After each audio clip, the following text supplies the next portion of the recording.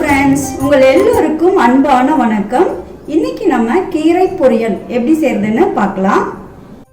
இன்னைக்கு கீரை பொரியல் செய்யறதுக்காக 2 கட்டு அளவுக்கு சாட்டரணை கீரை அல்லது மூக்கிரட்டை கீரை அப்படின்னு சொல்லுவாங்க. இந்த கீரையை எடுத்திருக்கோம்.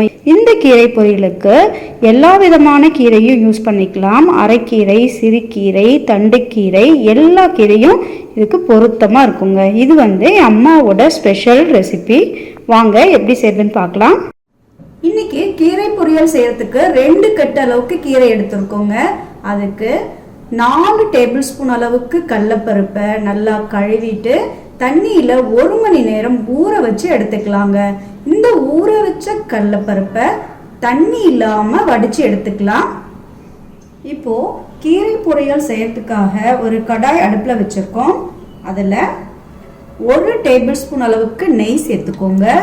குழந்தைகளுக்கு இந்த மாதிரி கீரை கொடுக்குறப்ப கொஞ்சம் போல் நெய் சேர்த்தோம் அப்படின்னா குழந்தைகளுக்கு அவ்வளோ சத்து கிடைக்குங்க.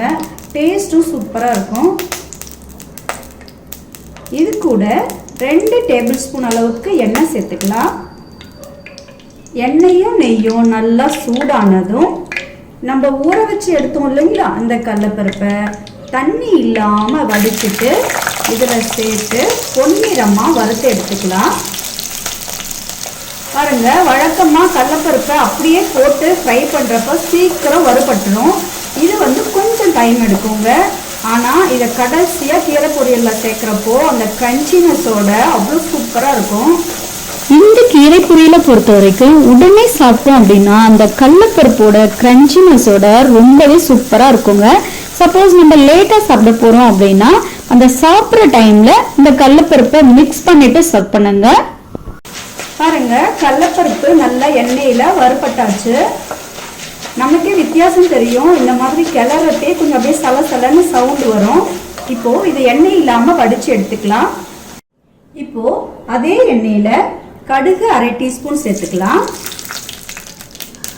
கடுகு நல்லா ஃப்ரை ஆனதும் 4 பச்சை மிளகாயை கட் பண்ணிட்டு சேர்த்துக்கலாம். கூடவே 3 பூண்டு பல்லை அம்மியில் தட்டி வச்சுருக்கோம், அதையும் சேர்த்துக்கலாம்.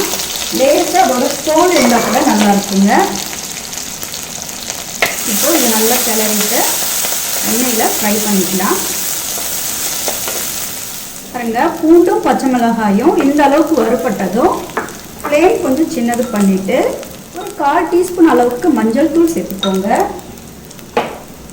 லேசாக ஒரு கிளறிக்கலாம்.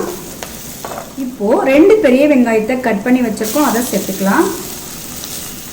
இது கூடவே கீரை பொரியலுக்கு தேவையான அளவுக்கு உப்பு சேர்த்துக்கோங்க. இது எல்லாத்தையும் நல்லா கலந்து விட்டுட்டு ஒரே 1 நிமிஷம் மட்டும் வதக்கி விட்டுக்கலாங்க. வெங்காயத்தை ரொம்ப நேரம் வதக்கக்கூடாது, லேசாக வதங்கினா போதும். வெங்காயம் பாருங்கள், நல்லா 1 நிமிஷம் வதக்கி விட்டுட்டோம். இப்போது நம்ம கட் பண்ணி வச்சோம் இல்லைங்களா, அந்த கீரையை சேர்த்துடலாம். நல்லா தண்ணி இல்லாமல் வடிச்சிட்டு குட்டி குட்டியாக கட் பண்ணி வச்சுருக்கோம், அதை சேர்த்துக்கிறோம். இப்போது எல்லாத்தையும் நல்லா கலந்து விட்டுட்டு ஒரே 3 நிமிஷம் மட்டும் எண்ணெயில் வதக்கிக்கலாங்க. கீரையை ரொம்ப நேரம் வேக விடக்கூடாது, அளவாக வெந்தால் போதும்.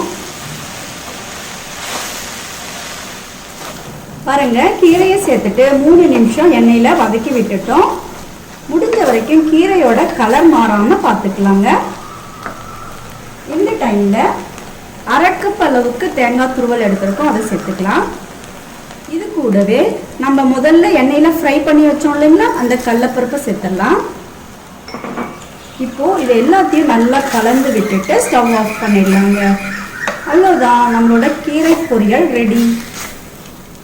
ஃப்ரெண்ட்ஸ் பாருங்கள், நல்ல டேஸ்டியான கீரை பொரியல் ரெடி பண்ணிட்டோம். இது சாம்பார் சாதம், ரசம் சாதம், தயிர் சாதத்தோடு சாப்பிட்றதுக்கு ரொம்பவே சூப்பராக இருக்குங்க.